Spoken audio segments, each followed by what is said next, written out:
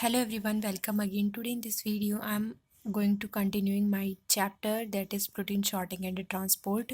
So in the last video I already discussed about the cell structure which is of animal cell structure and मैंने आपको animal cell structure में जो है main जो organelles हैं वो सब पढ़ा दिया था।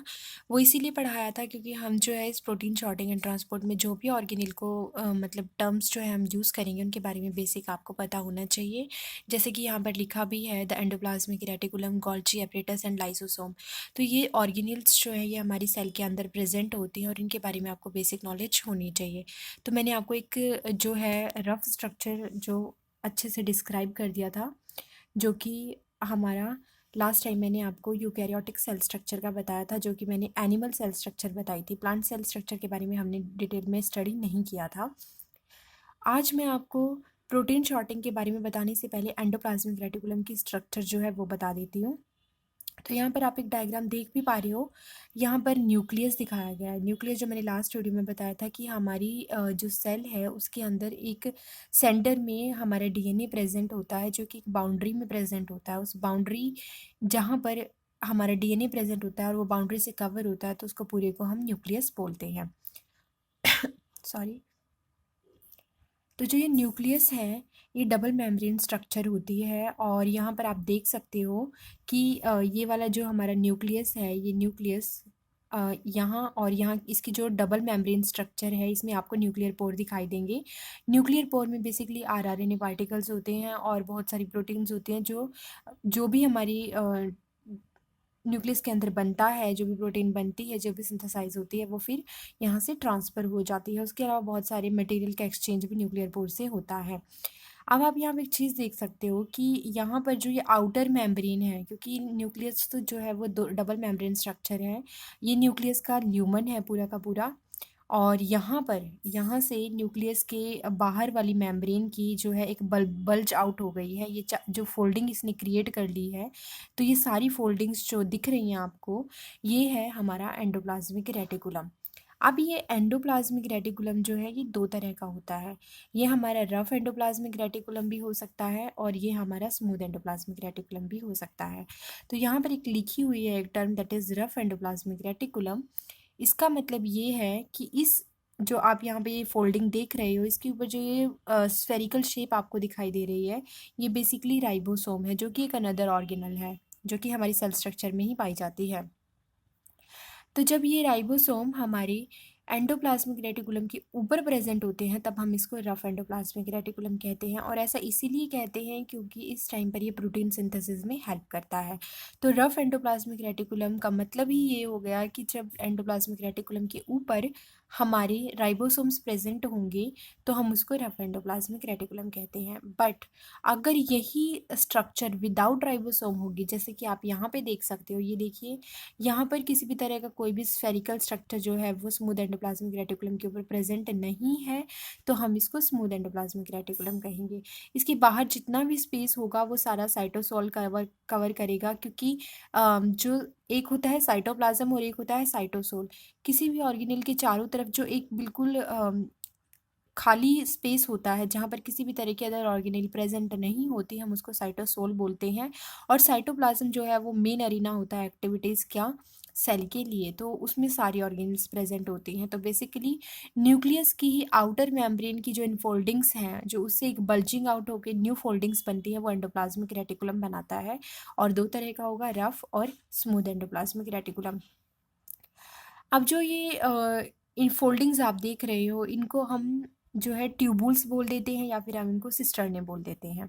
तो ये एक रफ स्ट्रक्चर है एंडोप्लाज्मिक रेटिकुलम की। अब ये एंडोप्लाज्मिक रेटिकुलम कैसे हमारी प्रोटीन जो न्यूक्लियस के अंदर बन रही है उसको किस तरीके से ल्यूमन तक पहुंचाता है, कौन कौन सी चीज़ें यहाँ पर हेल्प करती हैं, उस चीज़ को हम उस चैप्टर में डिटेल में स्टडी करेंगे, दैट इज़ प्रोटीन शॉर्टिंग वाले चैप्टर में। और प्रोटीन शॉर्टिंग एंड ट्रांसपोर्ट का मतलब ही है ये है कि जब हम प्रोटीन शॉर्टिंग की बात करते हैं तो मतलब हम जो प्रोटीन हमारी बनी है उसको किस तरीके से प्रोसेस्ड किया जाता है, क्योंकि प्रोटीन जो बन रही है, पॉलीपेप्टाइड चेन जो बनी है, वो पूरी की पूरी यूज़ नहीं होती, क्योंकि इसमें बहुत सारे अमीनो एसिड्स ऐसे होते हैं जो हमें रिक्वायर्ड नहीं होते हैं। तो इसीलिए उस प्रोटीन को शॉर्ट किया जाता है, उसमें जो भी डिफ़ॉल्ट प्रोटीन होती है उसको रिमूव आउट किया जाता है और उसके बाद फिर उसको ट्रांसपोर्ट किया जाता है। तो हम यहाँ पर 3 ऑर्गेनल के अंदर मेनली जो प्रोटीन की ट्रांसपोर्ट सिस्टम है वो स्टडी करेंगे, और ये तीनों ही जो है एंडोमेम्ब्रेन सिस्टम है, मतलब एंडोप्लाज्मिक रेटिकुलम से ही गोल्जी एपरेटस बनेगा, गोल्जी एपरेटस से ही लाइसोसोम बनेंगे। तो ये जो जितनी भी ऑर्गेनेल मैं यहाँ पे बता रही हूँ वो सारी इंटरकनेक्टेड हैं। तो लास्ट वीडियो में हमने सेल स्ट्रक्चर पढ़ ली थी, आज मैंने आपको एंडोप्लाज्मिक रेटिकुलम की स्ट्रक्चर दिखा दी है। अब हम ये देखेंगे कि किस तरीके से जो है साइंटिस्ट ने पता लगाया था कि जो हमारी प्रोटीन बन रही है वो रफ एंडोप्लाज्मिक रेटिकुलम से जो है बाहर की तरफ जा रही है, साइटोप्लाज्म में जा रही है। सिक्रेटरी प्रोटीन हो गई और साइटोसोलिक प्रोटीन हो गई। क्या मतलब है इस चीज़ का? देखो, हमारे साइटोप्लाज्म में दो तरह की प्रोटीन आपको मिलेगी, या तो वो प्रोटीन ऐसी होगी जो सेल के अंदर ही सिक्रीट होगी, या हो सकता है वो सेल से बाहर सिक्रीट हो, और एक होगी जो हमारे साइटोप्लाज्म में ही प्रेजेंट होगी, साइटोप्लाज्म में ही बनेगी और वहीं पर उसका टारगेट जो रीजन है वो भी वहीं पर प्रेजेंट होगा, वो कहीं बाहर ट्रांसपोर्ट नहीं होगी। तो ये इस तरीके से दो तरह की प्रोटीन होंगी।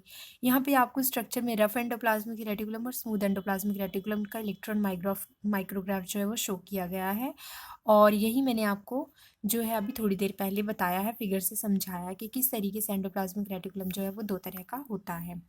तो अब जो है हम क्या स्टडी करेंगे कि हम देखेंगे कि the endoplasmic reticulum and protein का सिक्रीशन कैसे हो रहा है, ये चीज़ें जो है अब हम स्टडी करेंगे।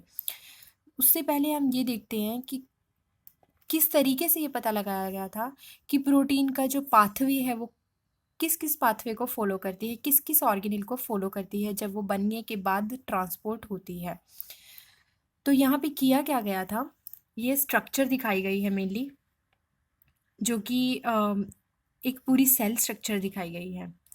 तो क्या किया साइंटिस्ट जो थे उन्होंने पेनक्रियाज जो है हमारा एक ऑर्गन है, और पेनक्रियाज में दो तरह की सेल्स प्रेजेंट होती हैं। पेरिफेरी पे जो सेल्स प्रेजेंट होती हैं they are acinar cells, and the cells which are present in the centre they are known as islet of Langerhans. उसमें डिफरेंट टाइप की सेल्स जो है हमारी प्रेजेंट होती हैं। और पेनक्रियाज जो होता है वो बहुत इंपॉर्टेंट होता है, क्यों? क्योंकि ये डाइजेस्टिव एंजाइम्स सिक्रिएट करता है, जो कि हमारी इंटेस्टाइन में जो भी हमारा जो भी हमारा फूड होता है उसको डाइजेस्ट करने में हेल्प करता है। तो इन्होंने पता लगाया कि जो पेनक्रियाज के अंदर जो भी हमारी प्रोटीन बनी है, क्योंकि all enzymes are also a form of protein, तो वो जितने भी एंजाइम्स बना रहा है वो कौन कौन से पाथ को फॉलो करते हैं। तो उन्होंने इसके लिए एक रेडियो एक्टिव प्रोब को यूज़ किया। उन्होंने अपने जो एक पॉलीपेप्टाइड उनकी बनी थी, उन्होंने उसको जो है मतलब कि रेडियो एक्टिव लेबल कर दिया, उससे रेडियो एक्टिव अमीनो एसिड्स उसमें डाल दिए।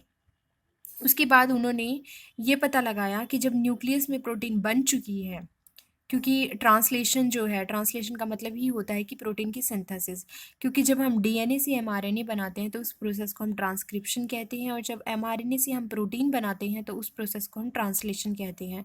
तो जो ट्रांसलेशन की प्रोसेस हुई है, जो प्रोटीन बनी है, वो कौन कौन सा पाथ फॉलो करेगी हमारी सेल के अंदर, उसको डिटेक्ट करने के लिए उन्होंने उस पॉलीपेप्टाइड चेन में जो अभी न्यूली सिंथेसाइज हुई थी उसके अंदर उन्होंने जो एमिनो एसिड्स थे उनको रेडियो एक्टिवली लेबल कर दिया, ताकि वो पता लगा सके, इजीली डिटेक्ट कर सके कि ये जो भी अमीनो एसिड्स पाथवे फॉलो करेंगे, वो जब उनको ऑटो रेडियोग्राफी करवाएंगे तो उसमें वो डिटेक्ट हो सकें इजीली। ऑटो रेडियोग्राफी मतलब कि एक्सरे को जो है इंट्रोड्यूस करवाना, ताकि कलर्ड कंपाउंड हमें मिल सके और हम जो है एक रूट को फॉलो कर सकें। तो उन्होंने क्या किया, जब उन्होंने अमीनो एसिड जो न्यूली सिंथेसाइज प्रोटीन बनी थी या जो भी पैनक्रियाटिक एंजाइम बने थे उनके अंदर जब अमीनो एसिड्स को लेबल कर दिया गया रेडियो एक्टिव से, तो 3 मिनट के बाद उन्होंने ये चेक किया, उन्होंने 3 मिनट के बाद लेबल करने के बाद 3 मिनट के बाद उन्होंने उसको डिटेक्ट किया। तो आप फर्स्ट डायग्राम में जो कि यहाँ पे आपको दिखाई दे रहा है ये वाला, इसके अंदर उन्होंने ये पाया कि न्यूक्लियस से जो बाहर का एंडोप्लाज्मिक रेटिकुलम जितना भी ये कवर हो रहा है एरिया, वहाँ पर उन्होंने उस चीज़ को, उस एमिनो एसिड्स को डिटेक्ट किया। तो उनको पता चल गया कि न्यूक्लियस से जब बनी प्रोटीन उसके बाद वो एंडोप्लाज्मिक रेटिकुलम में गई। उसके बाद उन्होंने 7 मिनट के बाद ये चेक किया। 7 मिनट के बाद जब उन्होंने चेक किया, अब इस टाइम पर उन्होंने किसी तरह की रेडियो एक्टिव अमीनो एसिड्स को इंट्रोड्यूस नहीं करवाया था। उन्होंने non radio active amino acids को एज अ चेज यूज़ किया, ताकि वो जो रेडियो एक्टिव अमीनो एसिड्स था जो पॉलीपेप्टाइड में प्रेजेंट था उसको डिटेक्ट कर सके, उसके पाथवे को डिटेक्ट कर सके। फिर उन्होंने देखा 7 मिनट के बाद, तब उन्होंने देखा कि जो भी प्रोटीन उनकी एंडोप्लाज्मिक रेटिकुलम में थी, which is present on a rough endoplasmic reticulum, तो वो अब मूव कर चुकी है टुवर्ड्स गोल्जी एपरेटस। तो यहाँ पर ये आप शॉर्ट ब्राउन कलर की जो है डॉट देख सकते हो, ये इनकी प्रोटीन थी जो कि लेबल्ड थी, और ये अब गोल्जी एपरेटस तक जा चुकी थी। अब ये गोल्जी एपरेटस के जाने के बाद, इसके अंदर जाने के बाद, जब उन्होंने 120 मिनट के बाद इन्होंने फिर से इसको चेक किया, तो इन्होंने देखा कि ये जो अमीनो एसिड्स थे या जो प्रोटीन बनी थी, अब ये लाइसोसोम या वेसिकल्स के अंदर ट्रांसफ्यूज़ हो चुकी है और वो सेल मेम्ब्रेन से बाहर जा चुकी है। तो इस तरीके से उन्होंने ये पता लगाया कि जो पाथवे फॉलो कर रही है सिक्रेटरी प्रोटीन, वो सबसे पहले न्यूक्लियस से एंडोप्लाज्मिक रेटिकुलम जाएगी, रफ एंडोप्लाज्मिक रेटिकुलम, उसके बाद वो गोल्जी एपरेटस जाएगी, और गोल्जी एपरेटस से जाने के बाद वो वेसिकल्स, लाइसोसोम, या फिर वो जो है लाइसोसोम में जाने के बाद वो फ्यूज़ आउट होकर सेल मेम्ब्रेन के साथ सेल से बाहर चली जाएगी। तो ये एक पूरा इन्होंने किस तरीके से जो है प्रोटीन जा रही है, सिक्रेटरी प्रोटीन जो है वो बाहर की तरफ जा रही है, सेल से बाहर की तरफ जा रही है, इसके बारे में इन्होंने पता लगाया था।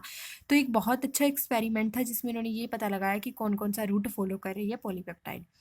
तो आज की वीडियो में इतना ही। नेक्स्ट वीडियो में हम पढ़ेंगे कि किस तरीके से एंडोप्लाज्मिक रेटिकुलम के ल्यूमन में जो है वो प्रोटीन जाएगी। उसके लिए भी डिफरेंट जो है टर्म्स होंगी जो आपको मैं समझाऊंगी। को ट्रांसलेशनल क्या होता है, पोस्ट ट्रांसलेशन क्या होता है, तो ये सब जो है हम नेक्स्ट वीडियो में डिटेल में स्टडी करेंगे। तो आज के लिए बस इतना ही। Thank you friend.